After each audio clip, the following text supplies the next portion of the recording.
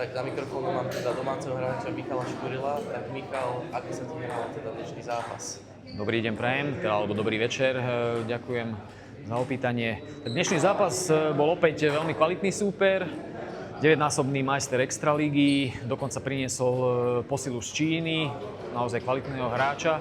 Tak ja som hral proti ním štvorhru dnes s Peťom Šagátom. Dá sa povedať, že sme odohrali celkom dobrý zápas, navzdory tomu, že sme hrali proti Petrovi Šeredovi a tomu Číňanovi.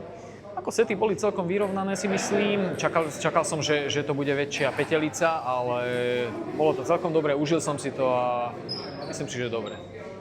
Tak ako hodnotíš teda priebeh zápasov, alebo všetky zápasy, ako hodnotíš? Takže priebeh zápasov by som zhodnotil tak, že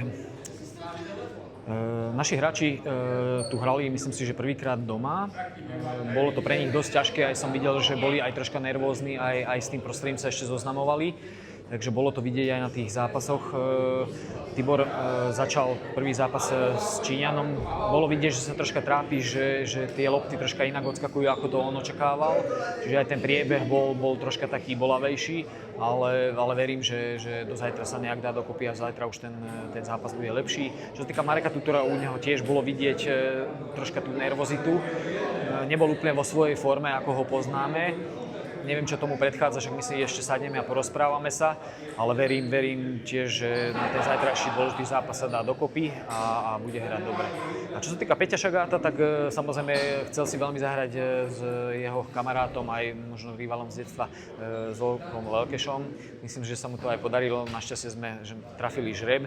Ten zápas bol celkom dobrý, dokonca chytil set, bolo vidieť, že aj Zoli si ten zápas užíva a proste nejde ako blázon.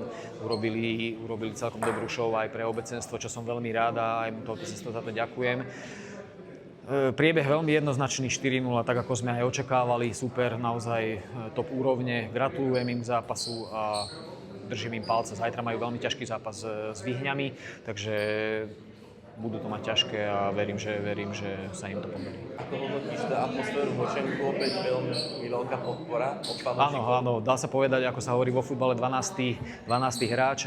Začína to byť u nás aj celkom ako keby zaužívané, čo som veľmi rád, lebo tí diváci chodia, povzbudzujú naozaj tie bubny, rabka, čo to všetko funguje, aj keď áno, zatiaľ tie zápasy neboli také, že vyrovnané voči tomu súperovi, že fakt bolo 4-0 na zápasy, ale naozaj tá atmosféra bola naozaj veľmi dobrá. Ja som veľmi rád, že sa nám to darí, že tí fanúšikovia chodia a takisto vidím aj na nich, aj veľakrát prídu za nami